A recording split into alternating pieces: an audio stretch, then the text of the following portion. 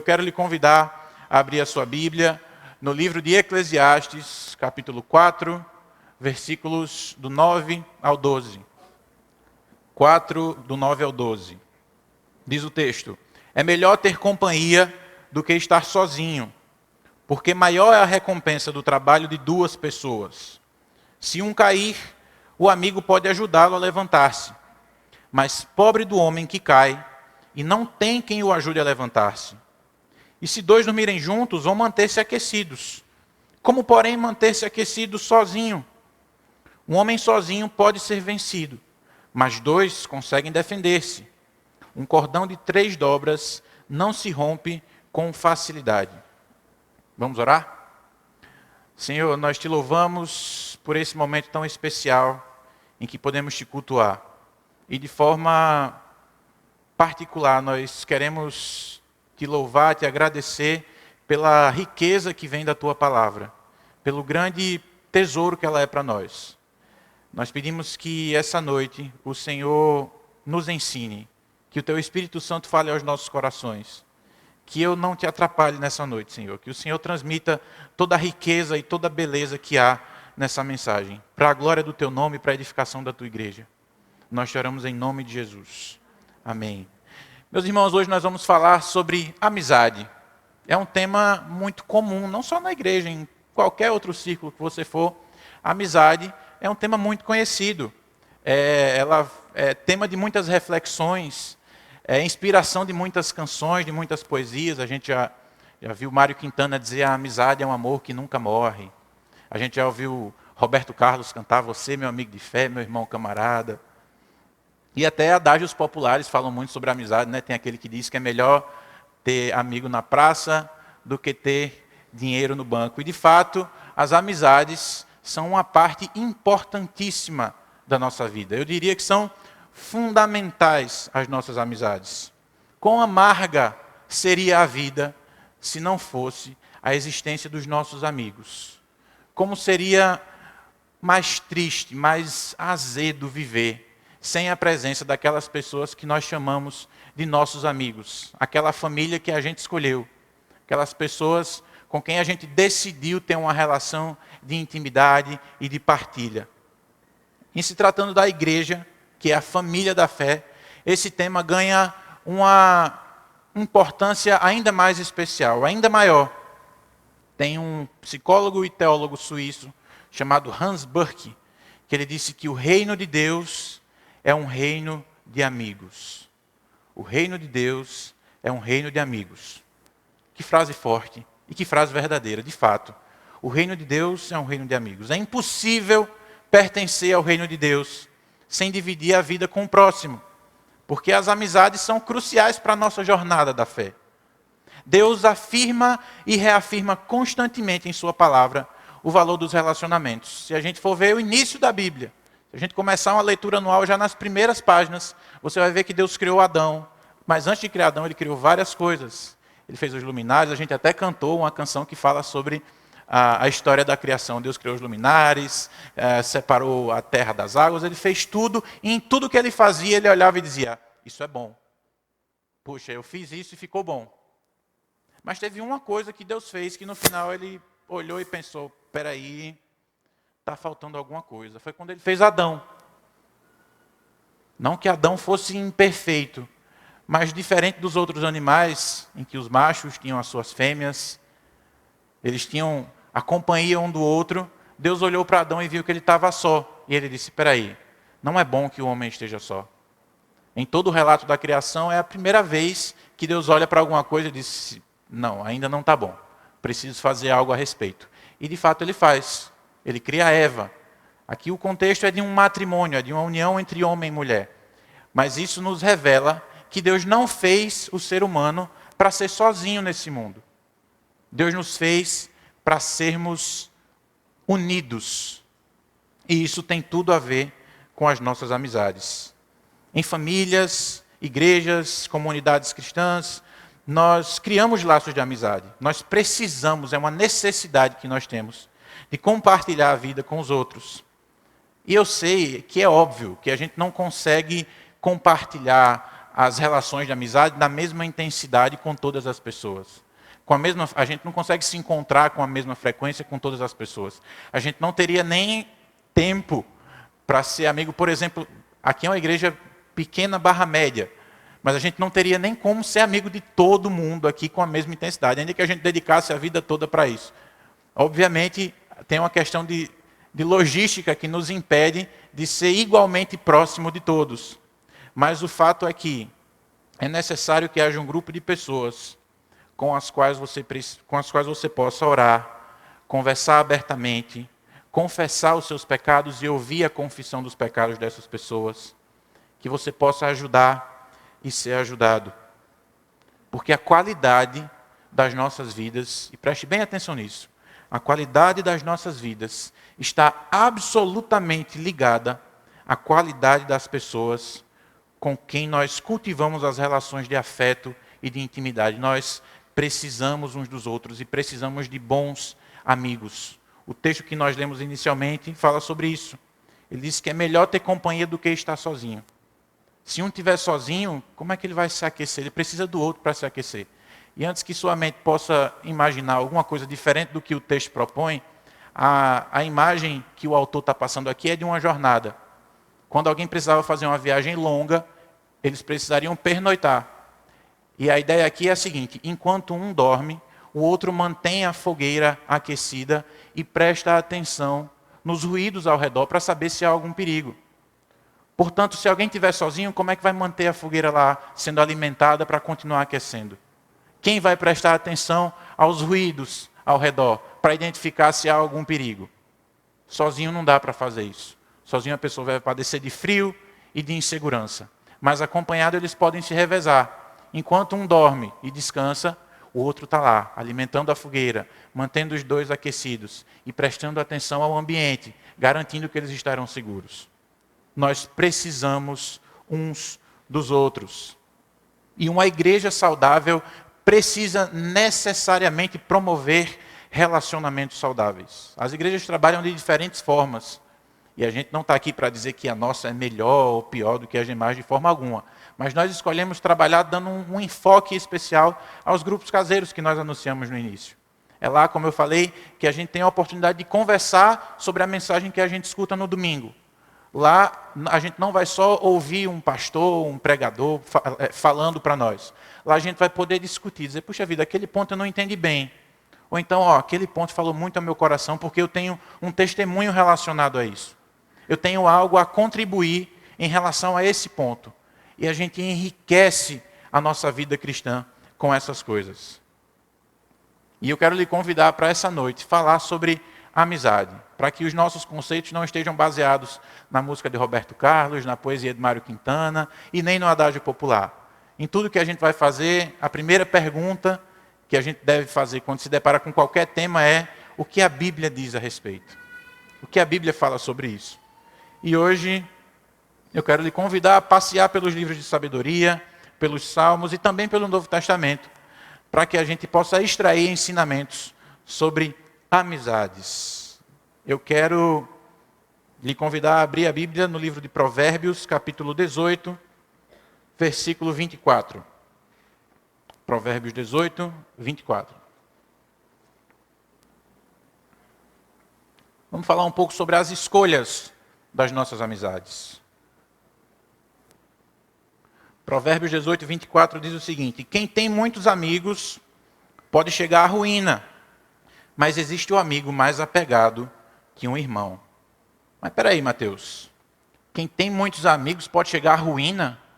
Mas você não acabou de dizer que os amigos são importantes, que a amizade é fundamental. Você não está entrando numa contradição aqui, não?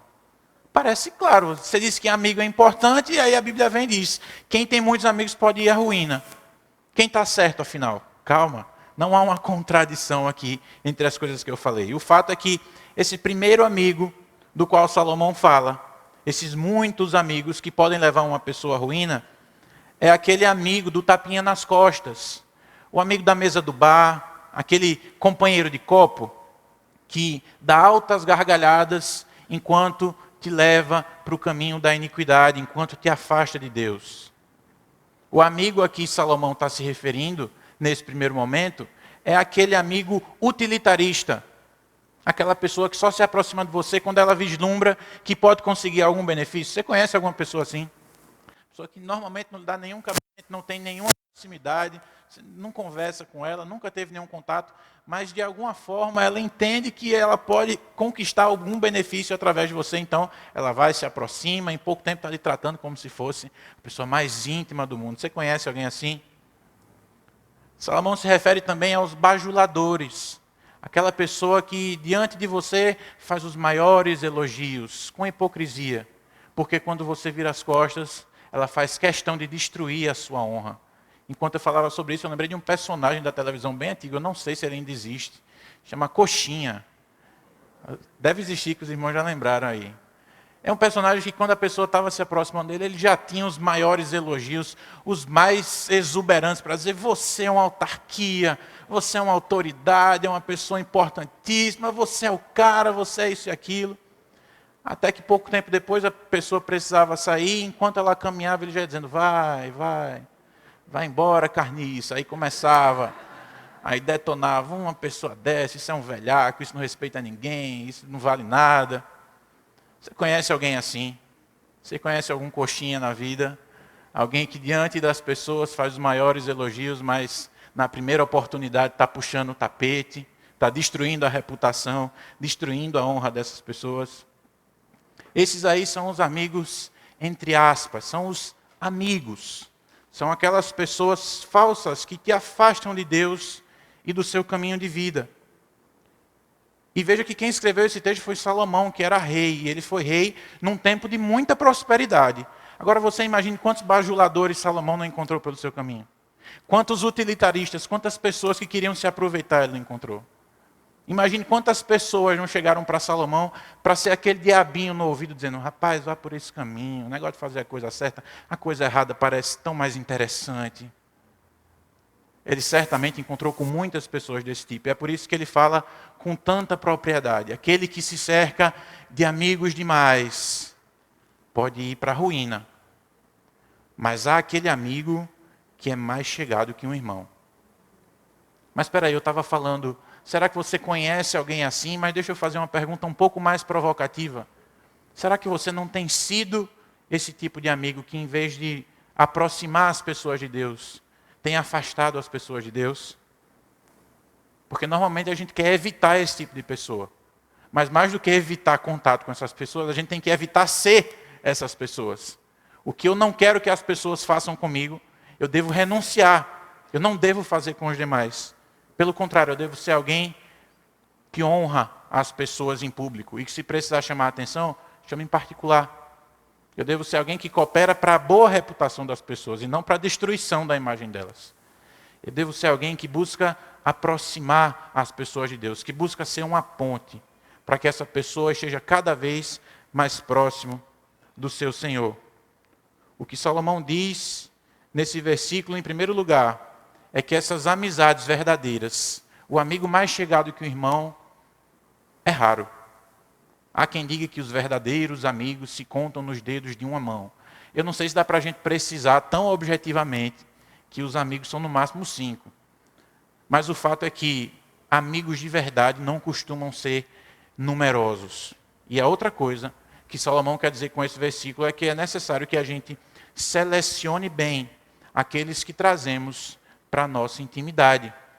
A gente precisa ter cuidado com o tipo de pessoa que a gente está se acompanhando. E sim, a gente deve ser sociável, nós devemos cultivar bons relacionamentos com todos, até para poder ser boa influência na vida dessas pessoas que estão com um caráter corrompido, que estão precisando aprender a ser bons amigos. Essas pessoas precisam aprender conosco. Mas trazer para dentro da nossa casa, da nossa intimidade, compartilhar a nossa vida, confessar os nossos pecados, a gente precisa ter cautela, ter cuidado. Porque a amizade é um caminho de transformação. Através da amizade, dos nossos relacionamentos, nós somos transformados.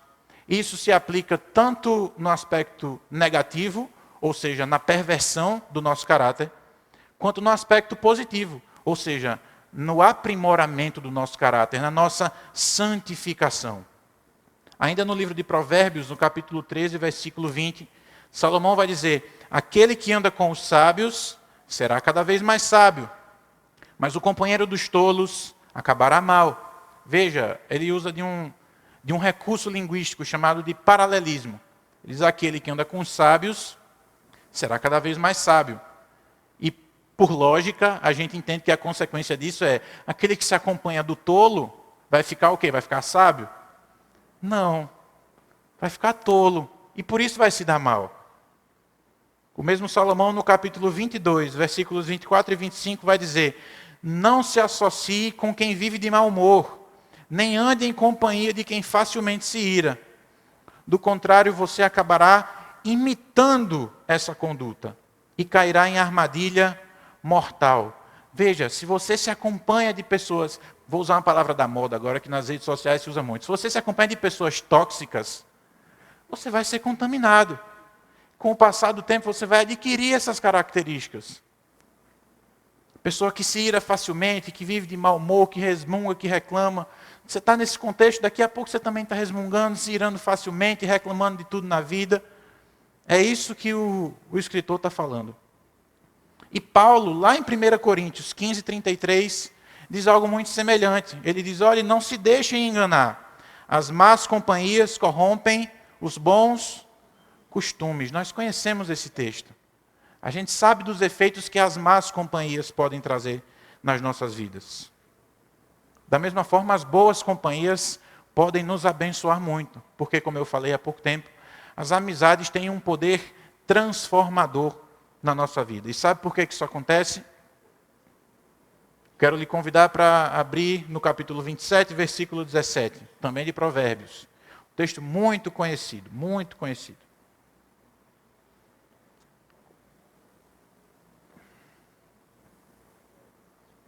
Provérbios 27, 17. Assim como o ferro afia o ferro, o homem afia o seu companheiro. Assim como o ferro afia o ferro, o homem afia o seu companheiro. Você já parou para analisar como é o processo de afiação? Você já viu alguém afiar uma faca com outra faca, ferro com ferro? Você já viu como funciona? Você vê que eles colocam lâmina sobre lâmina e vão passando muito delicadamente para não ter nenhum tipo de atrito desnecessário, com muito cuidado. É assim, né? Não é não. É força, é faísca, é atrito.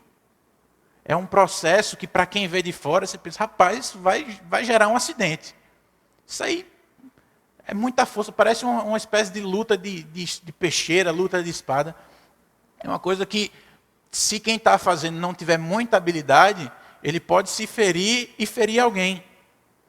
Há uma forte colisão entre os dois metais, parecendo uma luta de espadas, como eu falei, de tal forma que são arrancadas não só as impurezas externas, como parte do próprio ferro. Nesse atrito, vai saindo, até que a lâmina esteja completamente afiada.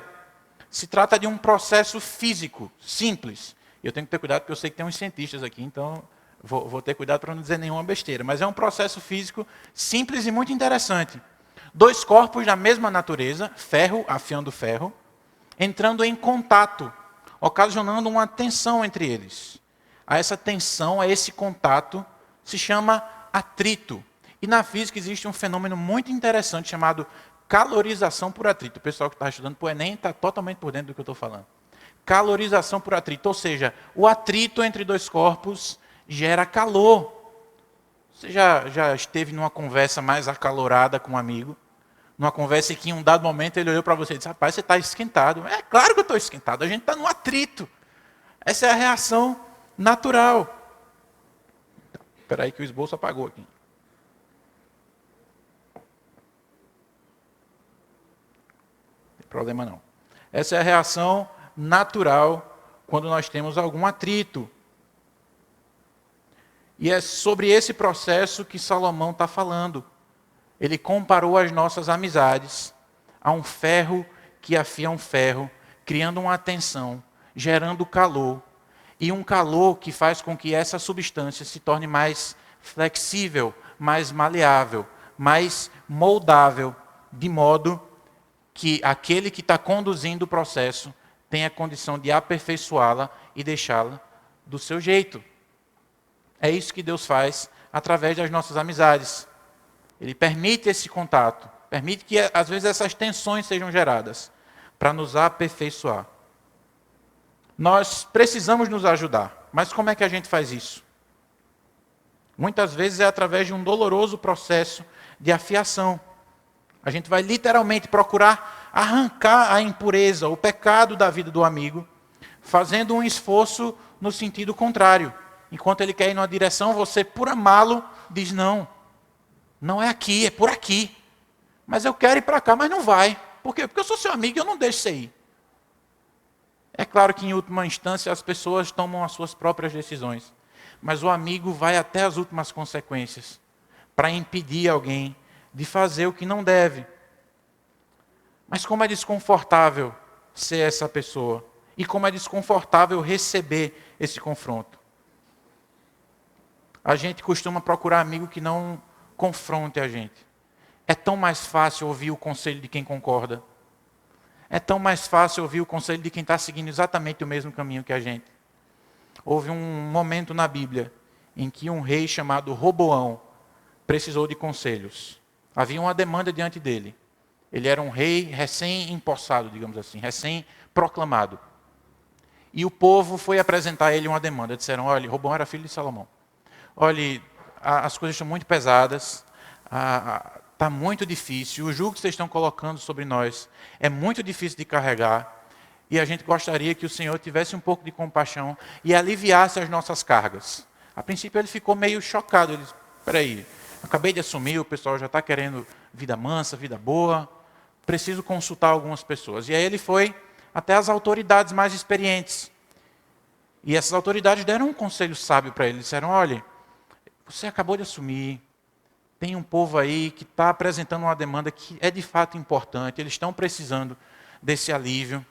Faça o seguinte, conceda o que eles estão pedindo,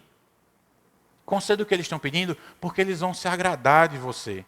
E você vai ser rei desse povo por muito tempo. Mas esse era um conselho que ia de encontro ao ego de Roboão. Mas, puxa vida, mas eu sou o rei, eu sou o manda-chuva. Quem manda aqui sou eu. E aí ele foi buscar mais conselhos, mas dessa vez ele foi com os jovens. Os jovens às vezes dão problema. E os mais jovens disseram, o quê? Esse pessoal está pedindo para você aliviar a carga, para você pegar mais leve. Que conversa é essa? Você chegou agora, você tem que mostrar quem é que manda. Eles estão achando o jugo do seu pai pesado, pois diga a ele que o seu vai ser muito pior.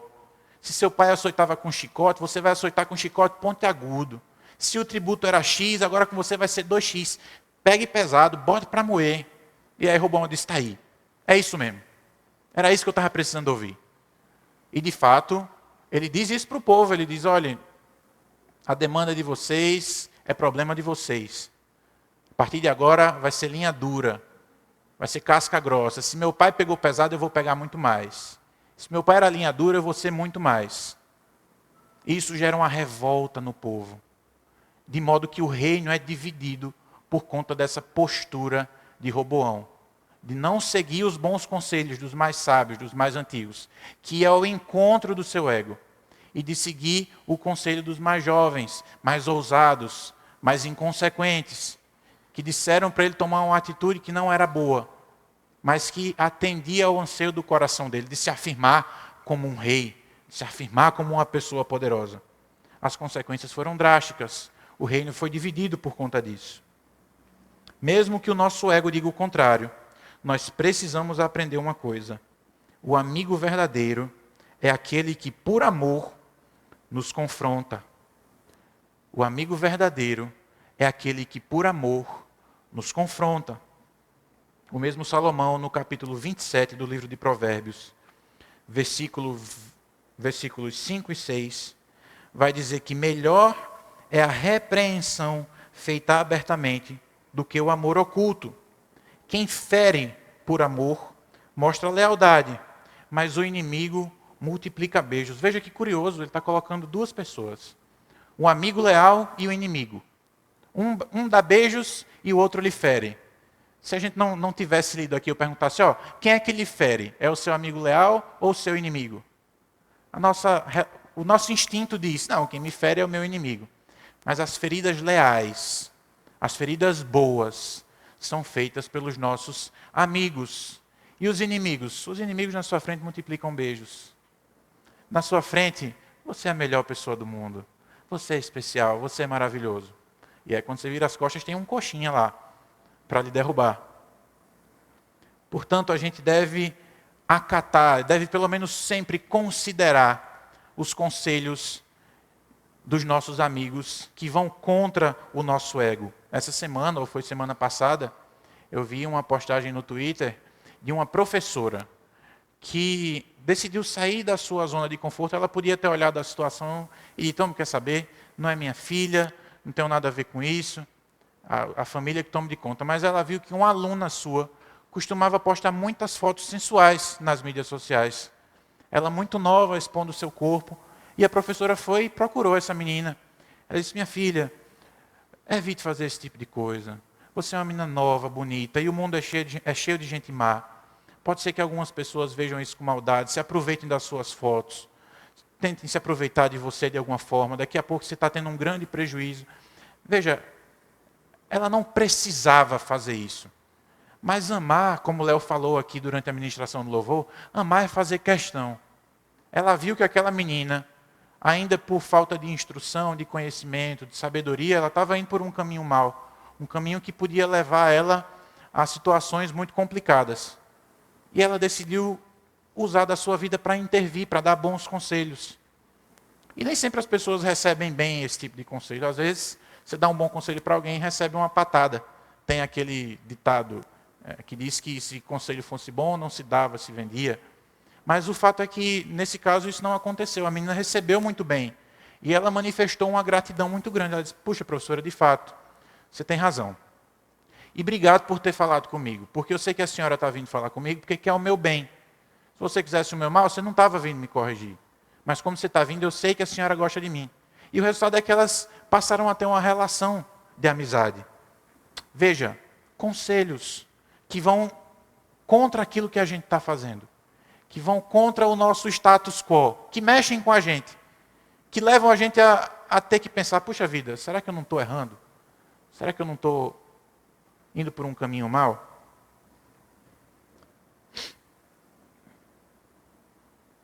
O amigo leal é aquele que faz feridas em amor. O inimigo multiplica beijos. Então você pode ouvir isso e dizer, ah, rapaz, ainda bem que você falou isso, Mateus. Porque eu estava para dizer umas coisas para fulano, mas eu estava meio sem jeito. Mas agora que você falou, já estou aqui preparando a minha espada, preparando o meu cajado, para no primeiro encontro eu ir lá e descer o reio. Sentar-lhe a mãozada, uma mãozada gospel, assim, bem cheia de vontade de disciplinar. Deixa eu lhe dizer uma coisa, tenha calma. Tenha calma. Isso não é uma autorização para que você trate seus amigos sem temperança e com a dureza exacerbada. Veja que o processo é de afiação, ou seja, é de aperfeiçoamento, não é de danificação. Quando você quer matar um mosquito, você não dá um tiro de canhão nele. Você usa uma chinelinha, dá um tapinha, você usa força proporcional. Então você também está agora cheio de vontade de dar conselhos duros, palavras que podem ferir as pessoas. Calma, use de força proporcional, use de sabedoria e de temperança. Lembre que a gente estudou muito sobre fruto do Espírito. E temperança é fruto do Espírito. Essa capacidade de ser equilibrado, de ter discernimento, de agir com a força proporcional que a medida das coisas pede. O processo de afiação é de aperfeiçoamento, não danificação.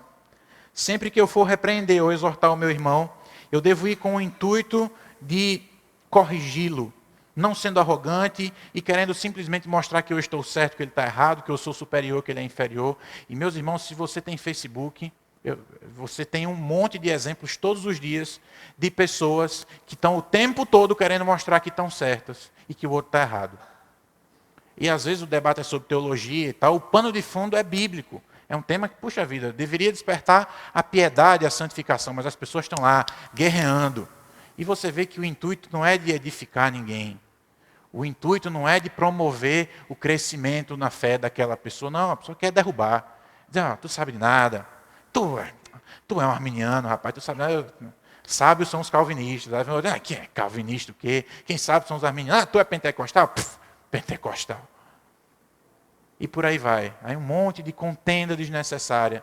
Um monte de gente tomando para si o título de paladino da verdade, com a metralhadora giratória matando quem estiver por perto. Isso não tem nada a ver com a vontade de Deus. Sabe qual é a vontade de Deus? Em um dado momento, Jesus está falando sobre disciplina. Ele diz, se algum irmão peca contra você, vai em particular, fala com ele. Se ele aceitar a sua repreensão, sabe o que acontece? Você ganhou o seu irmão. Ganhou o seu irmão. Veja, a prioridade de Jesus não é ganhar o debate, não é ganhar a discussão. Jesus não está falando, se você for lá e ele entendeu o que você falou, você vai provar que é mais inteligente. Ou então você vai provar que é uma pessoa melhor. Não. A recompensa disso você ganhou o seu irmão. A prioridade é sempre ganhar a pessoa e não pisá-la para se autoafirmar. Isso pode vir de qualquer lugar, menos da parte de Deus. Lembrem que uma força exagerada pode danificar a fé do seu amigo. Para afiar teu irmão é preciso deixar o orgulho de lado e amá-lo verdadeiramente.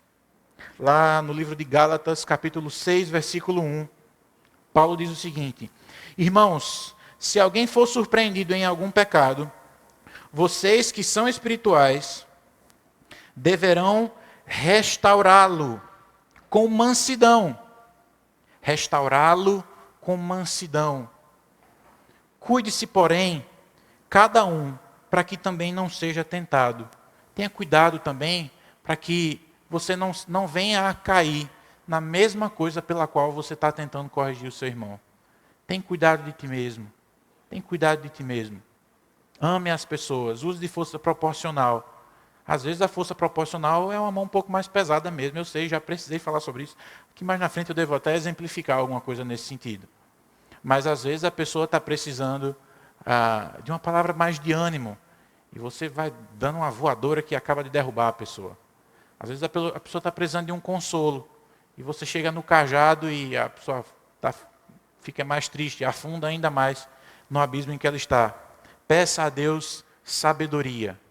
Peça sabedoria.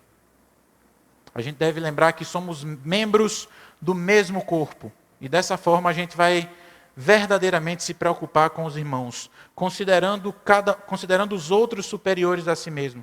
Como diz Paulo lá em Filipenses 2:3, colocando sempre o amor acima dos nossos impulsos e vontades. E aí eu tenho algumas perguntas para a gente refletir.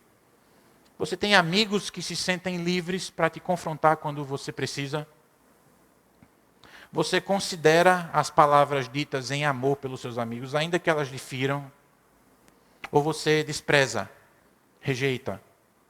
E no final das contas se acha o dono do próprio nariz e ninguém vai dizer como você tem que viver. Você é esse amigo disposto a confrontar pelo bem do outro? A ferir por amor, mostrando lealdade? Ou o medo de desagradar te silencia? Veja que Salomão falou sobre o amor em oculto. O amor em oculto é que a pessoa até gostaria que você não agisse daquela forma. Ela até entende que o caminho que você está é mau. Mas ela não faz nada, ela ama em oculto. Ela diz no máximo, vou orar por você. E de fato orar é uma grande prova de amor. Se alguém ora por você, essa pessoa te ama. Mas em primeiro lugar, normalmente a pessoa nem ora. Não, vou orar por fulano. Fulano está em pecado, vou orar por ele. Você já buscou a oportunidade de falar com essa pessoa? De dizer para ela, vem cá, eu preciso conversar com você. Eu estou vendo que sua vida está indo por um caminho que não vai ser bom. Você vai se prejudicar. Você já precisou ferir alguém em amor? Ferir em amor não é fácil. Nem para quem ouve, nem para quem fala. Nem para quem ouve, nem para quem fala. É como se a ferida não fosse só em quem recebe aquele conselho, aquela palavra mais dura, mas em quem fala também. Em um dado momento, no ano passado, eu precisei fazer isso. Com alguma frequência a gente precisa fazer esse tipo de coisa, mas uma me marcou um pouco mais ano passado. Uma pessoa da minha família estava passando por uma situação complicada de saúde e ela estava agindo muito mal diante dessa situação, porque ela tinha todos os meios para se tratar, tinha todos os recursos, enfim. Ela já podia estar curada há bastante tempo, se tivesse tido os cuidados necessários. Mas movido por uma fé imatura, que dizia, não, isso aqui eu não vou tomar remédio não, Deus vai me curar. Não, não vou me tratar não, o Senhor é que vai cuidar disso aqui. Ela estava sendo negligente com o tratamento. E a doença só piorava. E em um dado momento essa pessoa, da minha família, passou por mim e disse, Mateus, ore por mim, para Deus curar essa minha doença. E eu falei, eu vou orar. Mas antes eu vou orar para Deus tratar o seu coração. Porque o que você está fazendo é errado. Mas como assim? Como assim o que é que eu estou fazendo errado? Estou vivendo pela fé. Disse, não, Deus já proporcionou todos os meios que você precisava para estar curado dessa doença. Você tem acesso a médicos, você tem condição de comprar os remédios, você tinha condição de ter se internado. Essa doença vem se prolongando há muito tempo, você teve tempo para fazer o que fosse necessário. E você vem arrastando isso e está colocando Deus à prova. E colocar Deus à prova é pecado. Essas palavras fizeram essa pessoa se sentir muito ferida. Porque de fato ela ama a Deus. Ela estava agindo de uma forma inconsequente e imatura. Mas ela ama a Deus, eu tenho certeza disso. E nesse momento a pessoa virou as costas, saiu, nem falou mais comigo. E é uma pessoa que eu amo muito e que eu sei que me ama muito também. Mas posteriormente essa pessoa me procurou. Me pediu um abraço, me pediu perdão. Disse, não, eu reconheço, você tinha razão. E agora eu estou fazendo o tratamento. Mas no dia que eu precisei falar essas coisas, eu saí de lá arrasado. Destruído. Puxa vida, é uma pessoa que eu amo. É uma pessoa que eu sei que me ama. Mas é justamente por amar que eu precisava dizer aquelas coisas. Porque ela estava caminhando para uma situação que podia levá-la à morte. Eu não quero que ela morra. Muitas vezes os nossos irmãos estão caminhando para situações que vão levá-los à morte. E você pode e deve ser o agente de Deus para ir lá e dizer, ei, não. Não vá. Você está errado, você está pecando. Se arrependa. Faça diferente. Mude. Agora não simplesmente fale e deixe, não. Fale e esteja lá e diga, mude, eu estou aqui para ajudar no que você precisar na sua mudança. Se arrependa, eu estou aqui com você a despeito do seu pecado. Vamos corrigir isso. Vai ter que lidar com as consequências? Vai. Estou aqui do seu lado porque daí vier. Isso é amizade. Isso é amizade. É muito mais do que sociabilidade. É muito mais do que coleguismo. Sociabilidade e coleguismo não chega tão longe, não. Dá um tapinha nas costas, pergunta se está tudo bem, pedindo a Deus que você diga tudo e pronto. Porque se você dizer, rapaz, está mais ou menos, não, agora ele vai dizer os problemas que ele está passando, e eu não queria saber dos problemas dele.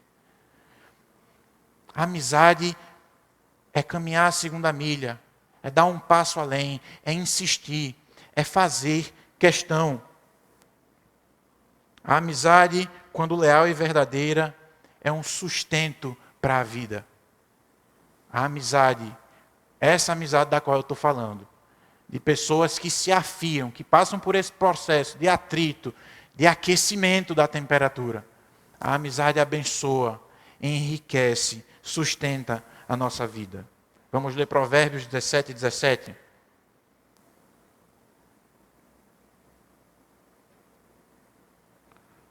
Provérbios 17, 17.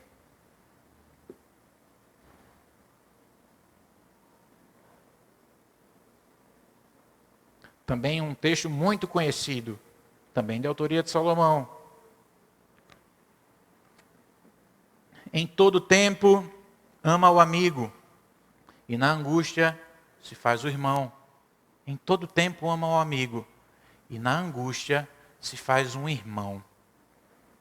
É na hora da angústia que a gente reconhece aqueles que são, de fato, os nossos amigos verdadeiros.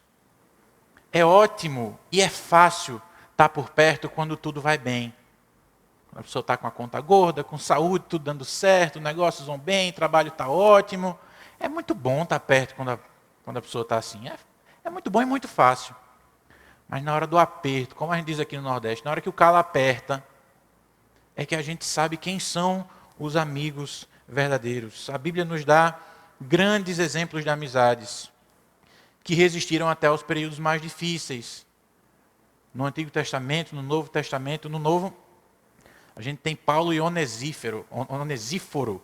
Se você, inclusive, estiver grávida, estiver procurando o nome do seu filho, Onesíforo é a minha sugestão da noite. Onesíforo é um homem muito pouco citado no Novo Testamento, mas na segunda carta a Timóteo, especialmente, ele é mencionado algumas vezes. Talvez você nunca tenha parado para prestar atenção em quem foi Onesíforo, mas ele foi um amigo leal que Paulo teve. Paulo enfrentou perseguições, prisões, açoites, foi injustiçado, apedrejado, expulso de cidades, mas ele sempre menciona Onesíforo como aquele que o amparou, que o visitou, que o escreveu, que o consolou, que o animou. Onesíforo. Uma bênção, Onesíforo, né? Mas a história que eu queria destacar não era de Onesíforo, era de Davi e Jonatas, do Antigo Testamento. Talvez a história de amizade mais conhecida da Bíblia. Davi foi ungido rei de Israel, mas teve um intervalo entre ele ser ungido e ele ser de fato proclamado rei. Nesse intervalo ele sofreu muito, ele sofreu perseguições do rei Saul.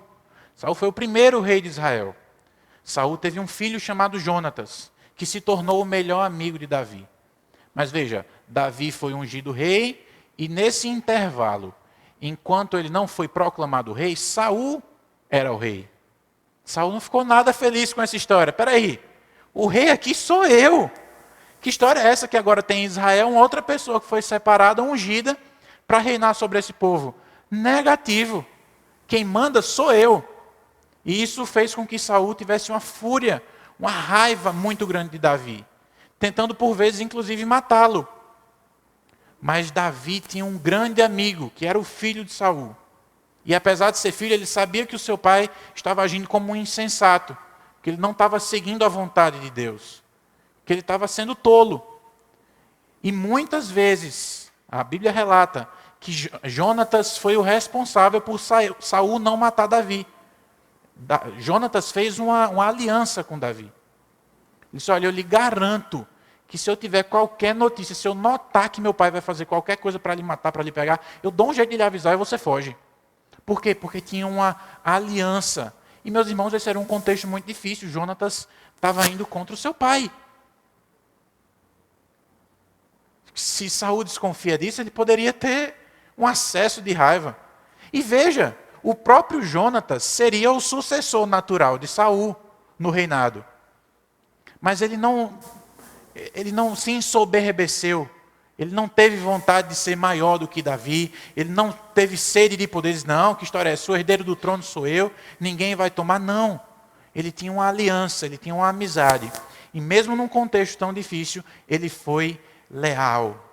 Ele foi leal. Sabe qual foi o resultado disso? Davi também foi leal a Jonatas. Não só a Jonatas, mas a sua descendência. Jonatas teve um filho chamado Mefibosete. Ele era paralítico, ele não andava. E durante o reinado de Davi, ele soube que Jonatas tinha esse filho e ele disse, não, esse cara não vai ficar rondando por aí como um qualquer. Ele é filho do meu grande amigo. Eu vou honrá-lo. E ele chamou Mefibosete. Ele deu para Mefibosete todas as terras que pertenciam a Saul, seu avô. Lembra? Mefibosete é filho de Jonatas, que é filho de Saul. Ele deu as terras que pertenciam a Saul a Mefibosete, e não só isso, ele disse, a partir de hoje, Mefibosete, você come na mesa comigo. Comer na mesa do rei é a maior das honrarias. Ele diz, você não vai comer, não vai passar necessidade, não vai viver como um qualquer, você é filho do meu amigo, portanto você é meu amigo. Veja, até as gerações após Jonatas foram abençoadas por causa da amizade com Davi. Graças a Deus por isso. E eu quero me encaminhar aqui para a nossa conclusão. Eu citei aqui um exemplo de uma grande amizade, Davi e Jonatas. Mas há uma amizade que é ainda maior. É a amizade de Jesus para conosco. Jesus é o nosso melhor amigo. Ele entrou voluntariamente na história para transformar as nossas vidas. Tem uma música muito bonita de Sérgio Lopes que fala sobre isso. Diz, o amigo que eu encontrei me surpreendeu. Quando todos me deixaram, ele me acolheu.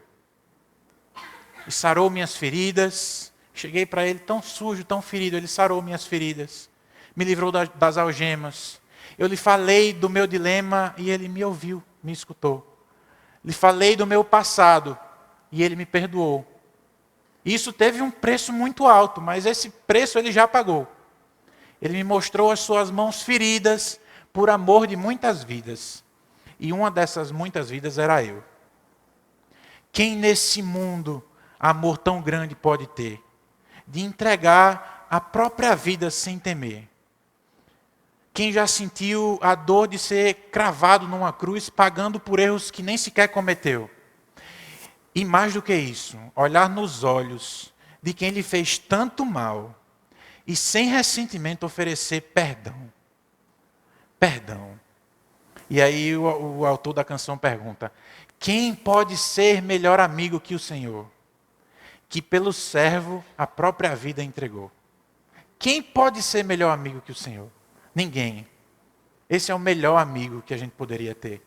E ele próprio fala isso: ninguém tem amor maior que esse, do que dar a sua vida em favor dos seus amigos. Jesus nos chama de amigos.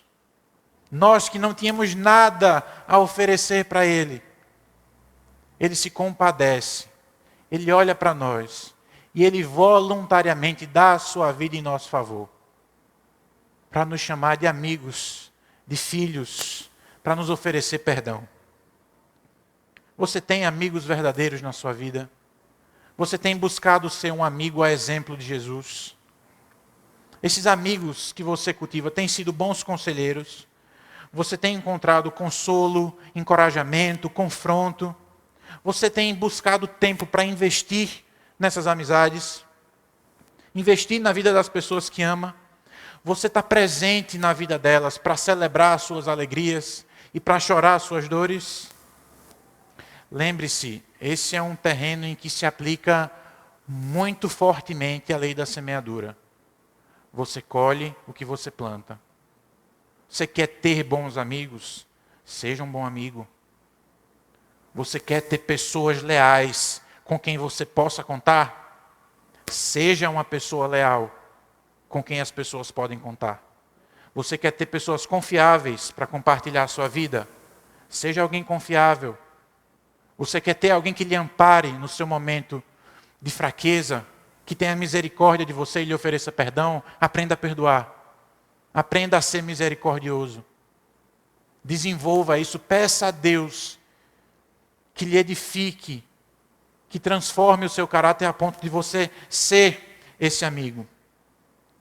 Apesar do processo de afiação parecer violento, parecer difícil demais, amigos verdadeiros afiam-se constantemente. É um processo muito rico. E a gente só entende o seu valor e a sua beleza quando a gente percebe que ele é útil e necessário para que arranquemos as nossas impurezas e nos tornemos ferramentas úteis para o nosso manuseador, que é Deus.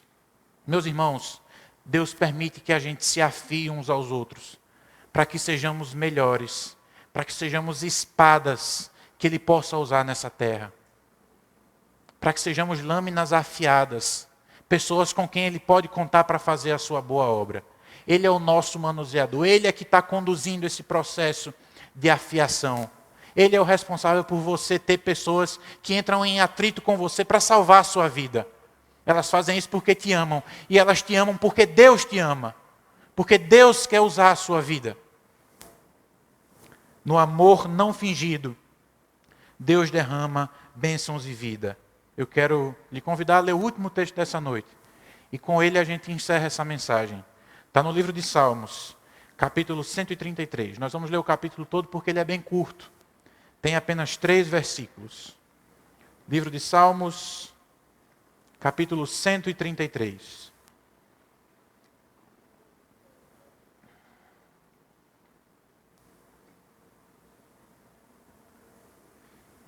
Diz o texto: como é bom e agradável quando os irmãos convivem em união.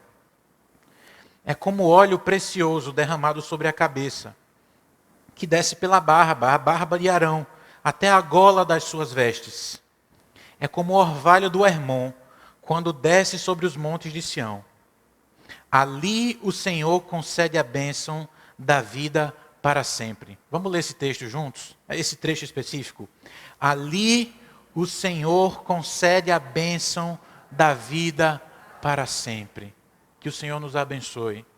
Que Ele nos dê melhores amigos e nos faça melhores amigos. Que a gente aproveite as oportunidades de relacionamento que temos. O grupo caseiro é uma oportunidade, mas não é a única. Desenvolva isso. Assim você vai ser uma ferramenta afiada, disponível para que Deus te use nessa terra. Amém? Vamos orar juntos? Pai amado, nós te damos graças. Louvamos o teu nome por essa noite tão especial, em que nós lemos, estudamos a tua palavra e aprendemos sobre as nossas relações. Deus amado, eu quero te pedir por mim e pelos meus irmãos. Nos faça melhores amigos, Senhor. Nós cremos que o teu reino é um reino de amigos. E nós queremos ser como essa ferramenta que afia um ao outro, que aperfeiçoa um ao outro, que ajuda a retirar as impurezas uns dos outros. Que nos faz pessoas melhores, não para enaltecer a nossa própria personalidade, mas para nos preparar para uma grande obra, para nos preparar para sermos usados por Ti. Em nome de Jesus, abençoa os grupos dessa igreja, abençoa os relacionamentos, as pérolas, os jovens, os grupos caseiros, os homens da verdade, todos, Pai. Que a gente receba um bálsamo de unidade, de amor, de união.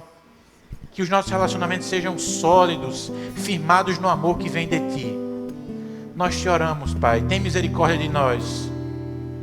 Não nos deixa viver isolados na solidão, mas nos permite viver conforme a Tua vontade, em união, porque nós sabemos que ali o Senhor ordena a bênção e a vida para sempre.